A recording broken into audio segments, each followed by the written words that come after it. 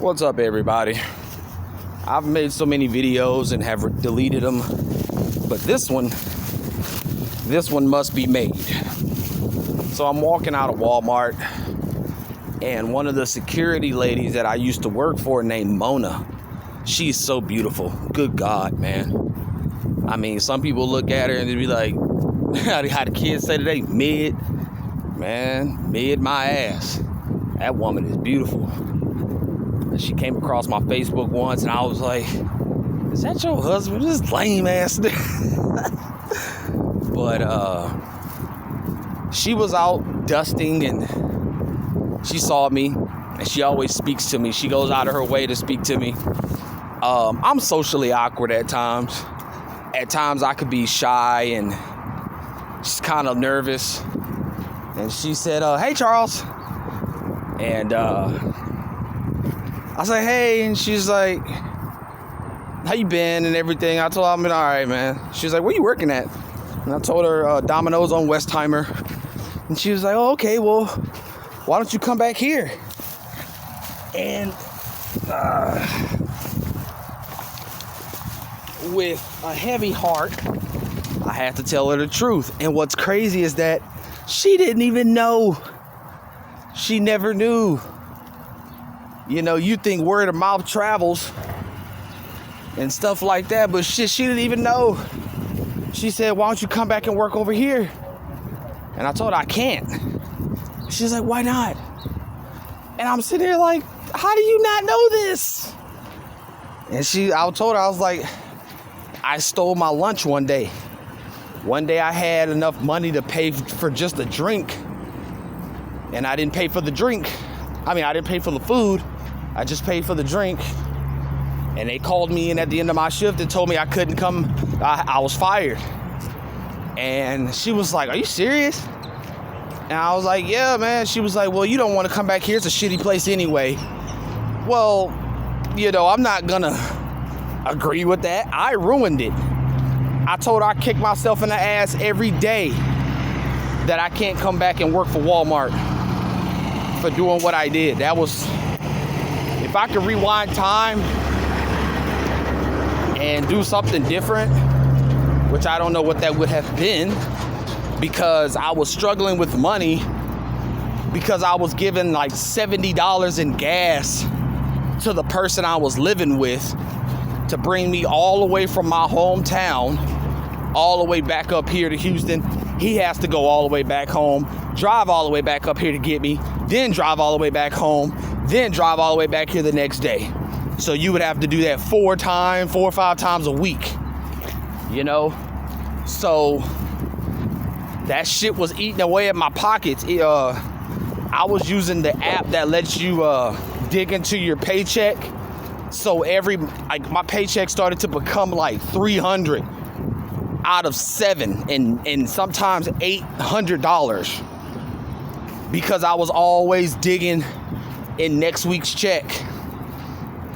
So would I have had money to buy food at that time? Hell, I don't know. Probably not, because I was always broke. And like I said, the guy I was living with, that nigga was just taking money from me to put in his fucking truck. And it just left me ass out. So,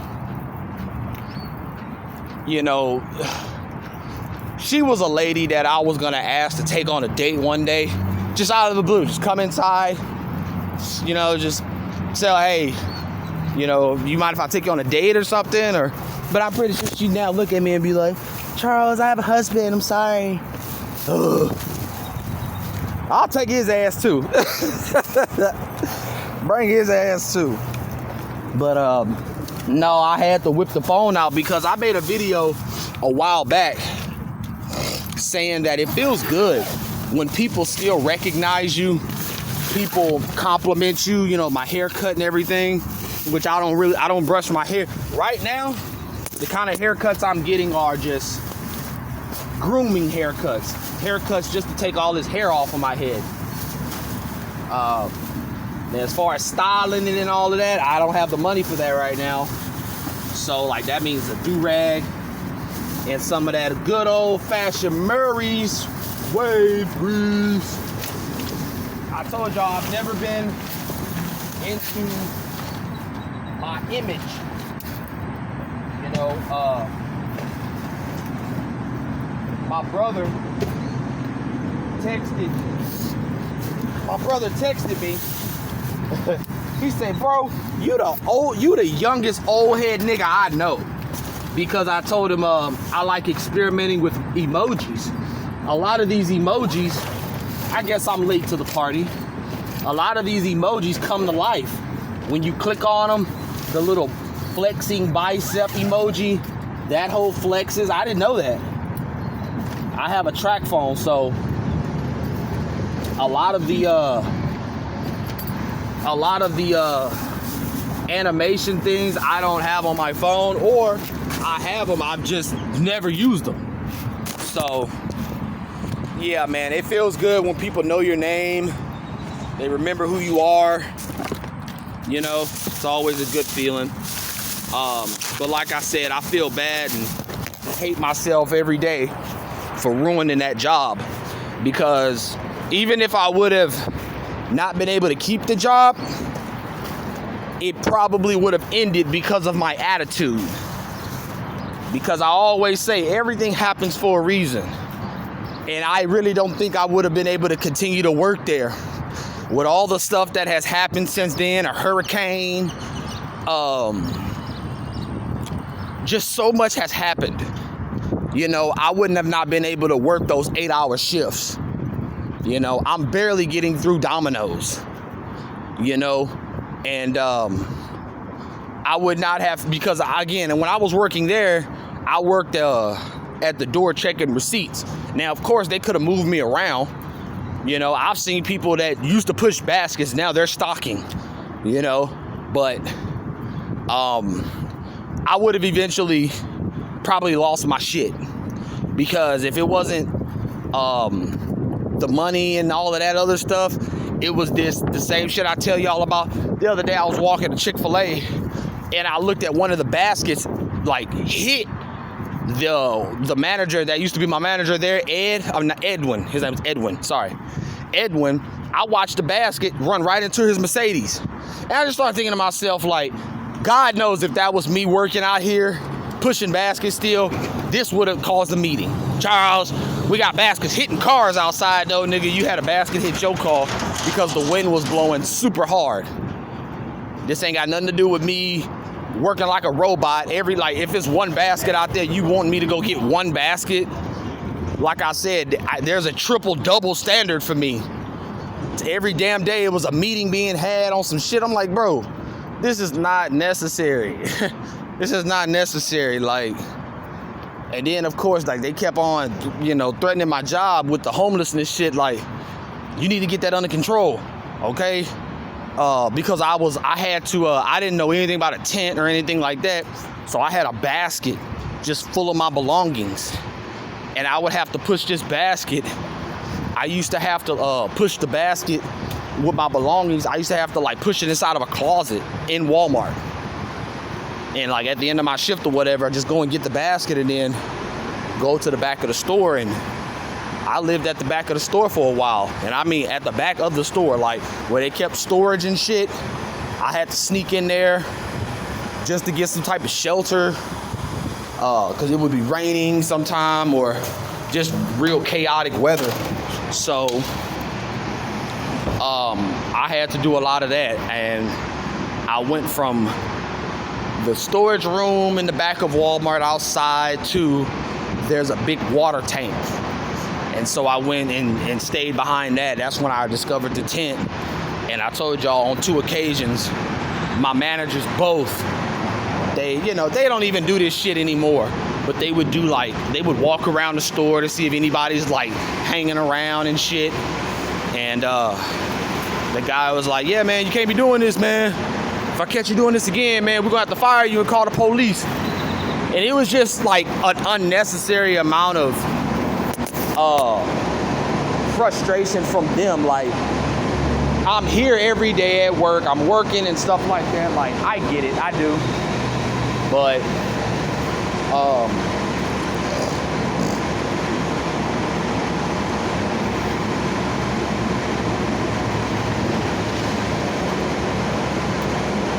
love Mona. I've had a crush on her for quite some time, man. But everything is okay. I got my video game. It came in the mail. Thank God.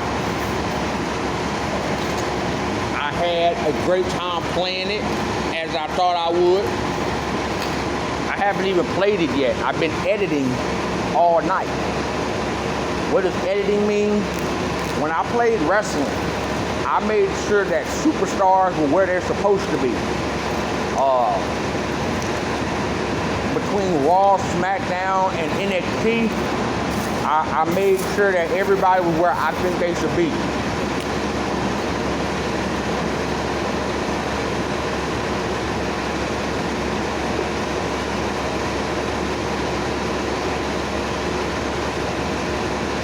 So you're talking about maybe 2 hours of no gameplay, just editing. Just editing. That's all I did last night. But very nostalgic. The music, everybody knows that play WWE, you got the background music. I enjoyed the music, man. Very nostalgic, man. Just, I had a great time. Got some good sleep. I think I need to get off of the actual physical marijuana and go to resin. I think that's what I need to do, because the flower marijuana, it lingers too much in my system where I end up having these cluster headaches in the middle of the night. I've noticed ever since I started smoking the resin, I don't have that same fatigue, or I don't have that same lack of energy, and or I don't have these big ass migraines. So it's a good thing. I've taken off the last 3 days at the gym to recover, get my body straight. I've never taken off that long unless it was a holiday.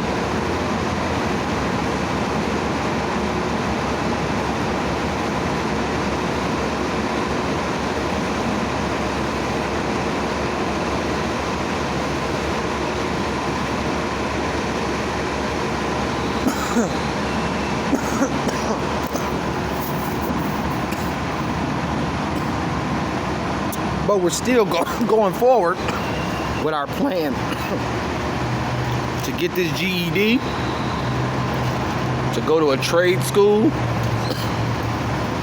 and to look back on all this stuff I'm going through with Domino's and everything and say, I worked my ass off to get out of that. You know, Caesar, I don't know if Caesar thinks that I'm throwing slights at him when I tell him, like, bro, every job need a Caesar.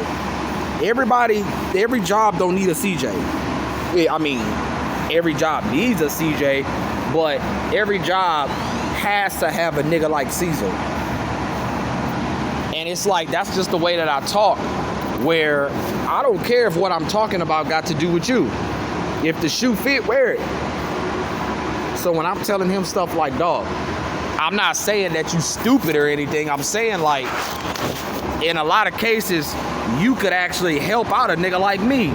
Take pressure off a nigga like me. When everybody like, man, why that nigga always grumpy and mad? Caesar can be the nigga that come around and be like, bro, ain't nothing wrong with him. He's straight. So I don't know if he think, you know, I really do think Caesar got a lot to say when I'm not around. And I think Caesar try to do what I do, which I've seen people try to do it and they don't know how to, because it's not in them to be that way, where they're trying to be honest, but they really do have a problem with you. So it clouds their judgment when someone else is talking about you when you're not around. And then they're easy. It's easy for them to just jump on the bandwagon of, yeah, I don't like him either. You know, I told y'all, when niggas try to talk about somebody on when that person's not around, if I got something to say, like, I say a lot of negative shit about my parents, but then I'll flip it and say positive things about my parents. To the point where if my parents was around me, they would think that I was just unhinged, because I would just have no filter in regards to, yeah, mom, I think you were a bitch. I think you were a spiritually disturbed bitch that caused a lot of you caused a delay in my upbringing being a woman that's married to my dad. Because while I'm sitting here trying to figure out how to come at you about a simple question, I wouldn't have to do that with my regular mom. With my biological mom, I would have, hey mom, can I go to the stove? No. All right, that's fine. But with you, I'm having to damn near talk to almost like another man in the house that I don't know.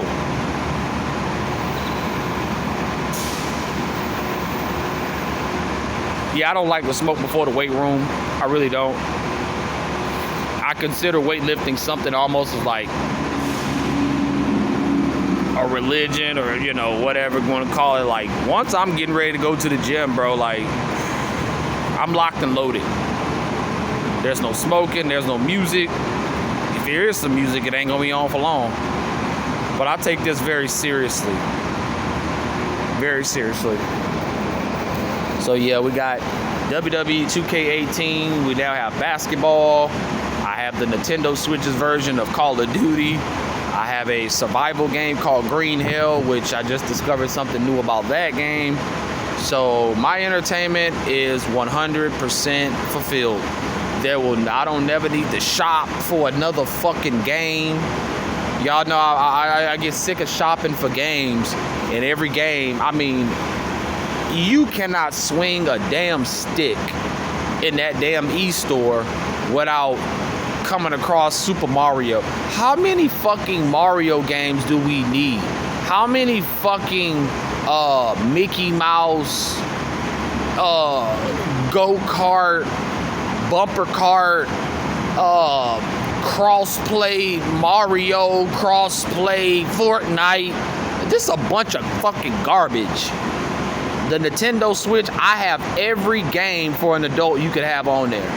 When it comes to sports, I have the most mature sports game. When it comes to simulator game, I have the best simulator game. The Nintendo Switch is for kids, okay? Kids. So a kid will get on there and say, oh, Fortnite's for free, and download Fortnite for the 10 millionth time. Even though he got the damn thing on his phone, he got it on his console, and then he got it on the Switch. It's just ridiculous. It's just oversaturated with Mario. It's like, god damn, dog, go away. Well, Mario was the original Nintendo Switch character. I don't give a fuck, dude. He's annoying. Go away. Super Mario crossplay WWE. Super Mario crossplay Madden NFL. Like, stop. Stop. Jeez. I get so sick and tired of seeing these Mario games. Like, god damn. So, like, see, this is why I don't ride the bus to the gym. This is why I walk. One, to get my blood flow going. And two, when I'm ready to go, I'm ready to fucking go. The bus still got to get here, and then on top of that, take 20 minutes to take off. So I just don't feel like walking. But I probably need to pick up this bag and this phone and start walking. I think that's what I'm about to do. Because I've been off for 3 days, so no need for me to be saving my legs. But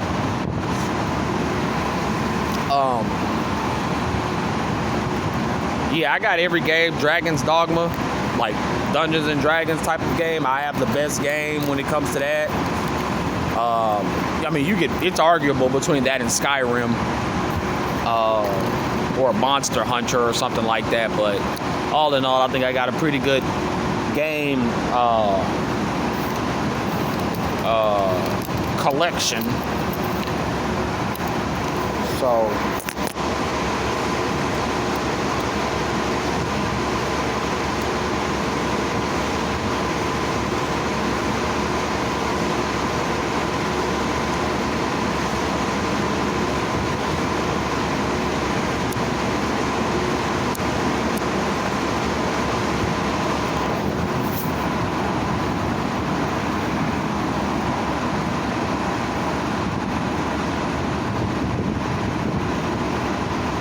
I've actually seen guys in the gym vaping. Like, that's what I'm talking about when I'm like, bro, there's a time and a place for everything. You're so much of a chronic smoker, you can't lift weight.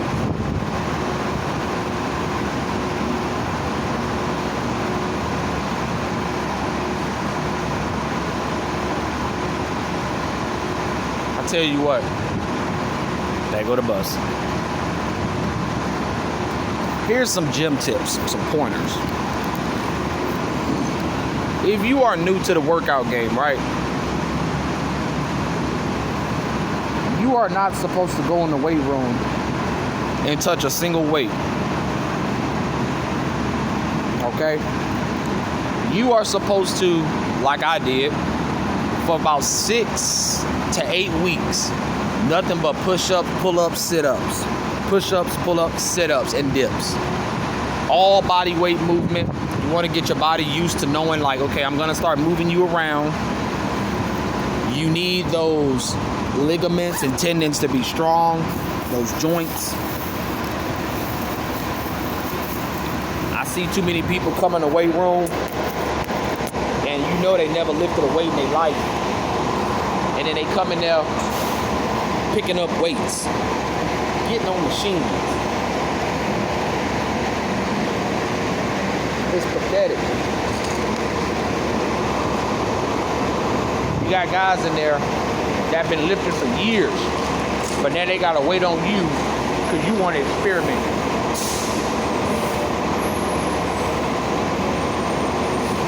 It's ridiculous.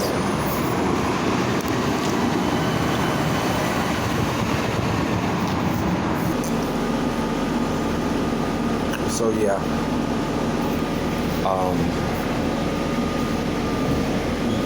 Hey, we're taking off. I may record some of my workouts and just do voiceovers because, again, I'm so hyperactive when I'm in there. I don't pull out my phone. So there's more to come. I mean, I literally have to restrain myself from just going on and on and on and talking because there's just so much that I got to talk about. But stay tuned.